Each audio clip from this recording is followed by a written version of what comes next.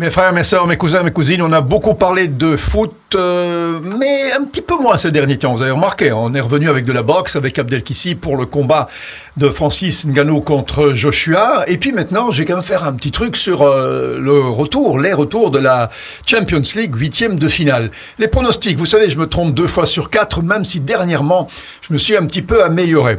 Sûrement grâce à vous, parce que j'ai pas envie de vous décevoir. Alors, je reprends les matchs les plus importants. Les autres, je crois qu'on sera d'accord. Hein. Prenons par exemple Paris Saint-Germain, Real Sociedad. À l'aller, 2-0. Sur 2 éclats de Mbappé et de Barcola. Parce que pour le reste, on peut dire que le PSG avait vraiment joué comme des pieds et que le Real Sociedad avait plus ou moins maîtrisé la partie. Après, les 2 coups d'éclair des superstars, des génies que sont Mbappé et un petit peu moins Barcola, mais quand même, ça a été 2-0. Et le retour s'annonce très difficile pour la Real Sociedad. Alors, est-ce que les Basques peuvent renverser un match aussi compromis ? Franchement, je pense pas. Même si on a remarqué que depuis l'annonce du départ de Mbappé, Luis Enrique le met sur le banc maintenant, en disant il faut préparer la saison prochaine. Préparer la saison prochaine en faisant sortir Mbappé, c'est un petit peu bizarre, surtout qu'on ne sait absolument pas qui va jouer la saison prochaine, parce que c'est pas dit que Kolo Muani ou Ramos, qui ont coûté chacun 80 millions d'euros, vont rester. Il est probable que le PSG va chercher des grandes vedettes comme Osimhen ou comme...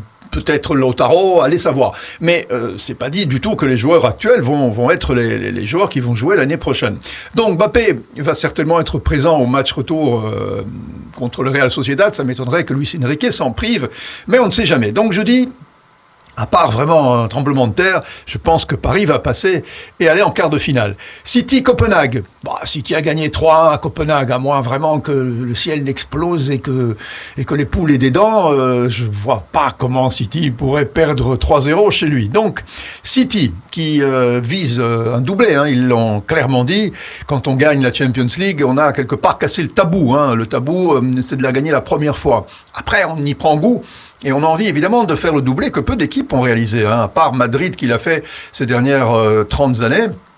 Il n'y a que Milan en 90 et en 89 et en 90. Après, ça a été extrêmement compliqué, sauf pour le Real, de faire un doublé.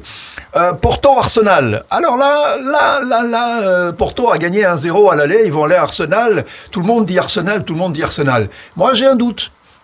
Parce que Porto, c'est une équipe extrêmement compliquée à jouer. Son entraîneur, Conceição, il a vraiment la science du foot et je crois qu'il va tout faire pour embrouiller les cartes de Arsenal. Est-ce qu'ils vont y arriver ?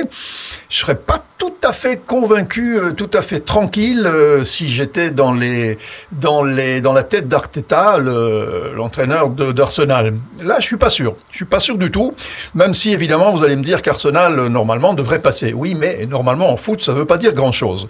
Donc City, Paris.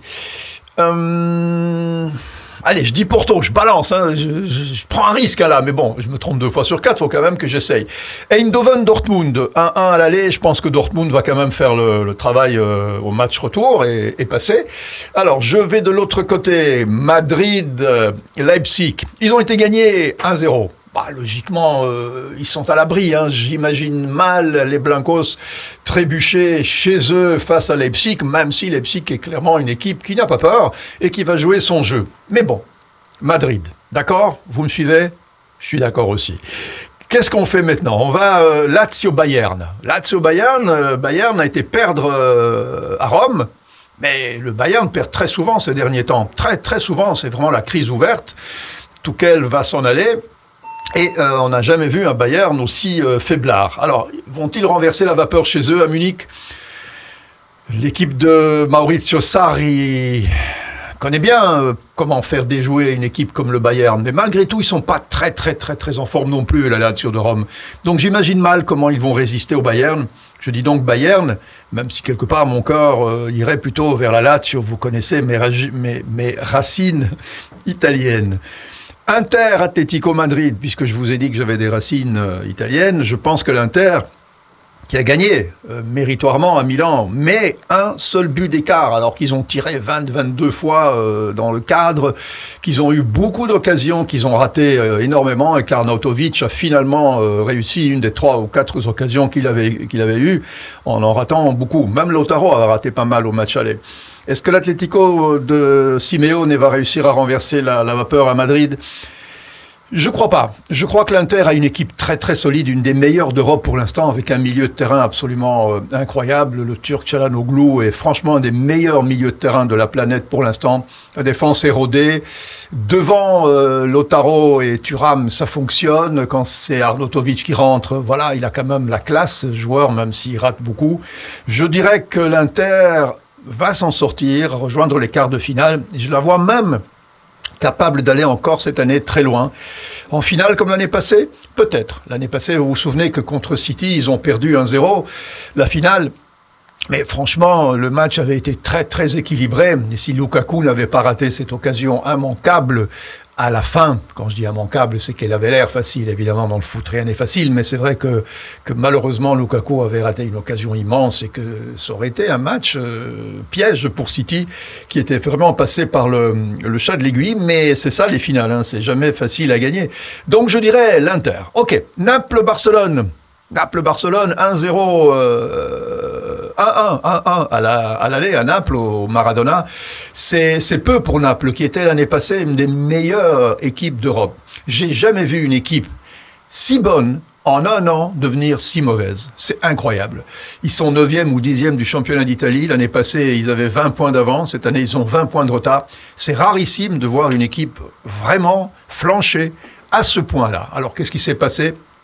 Spalletti, l'entraîneur, est parti. Le directeur technique, Giuntoli, est parti. Le président a déconné en engageant Garcia. D'ailleurs, il l'a dit lui-même. J'aurais dû le virer le premier jour où je l'ai vu. Ouais, oui, mais sauf qu'il l'a engagé. Deuxième entraîneur, Mazzarri, out aussi. C'est le troisième entraîneur en 6 mois. C'est beaucoup pour une équipe qui ne retrouve plus du tout son jeu, qui a peur de tout, alors que l'année passée, ils survolaient tout. Souvenez-vous, ils avaient donné un 4-1 à Liverpool et un 6-1 à l'Ajax. C'était vraiment une équipe extraordinaire qui, cette année, vraiment ne ressemble plus à rien. Et heureusement que Osimhen a marqué ce petit but qui maintient les chances de Naples face à un Barcelone qui n'est pas très solide derrière non plus. Donc, je suis pas convaincu que Naples ait les cartes en main pour aller gagner à Barcelone, mais je pense que Barcelone va faire le strict minimum dans un stade qui n'est pas le sien, malheureusement pour l'instant, pour se qualifier. Mais ce sont deux petites équipes pour l'instant, quand on les compare à ce qu'ils ont été dans le passé. Voilà, c'est un petit Naples et un petit Barcelone, et donc le quart de finaliste va peut-être s'arrêter aussi plus loin, seulement en quart. Voilà, j'ai fait mes pronostics, ils valent ce qu'ils valent, mes frères, mes sœurs, mes cousins, cousines. Si vous nous regardez sur YouTube, abonnez-vous à la chaîne. Si c'est sur Facebook, eh bien, tranquille, on est de plus en plus nombreux pour notre plus grand plaisir. On se retrouve très vite pour une autre vidéo.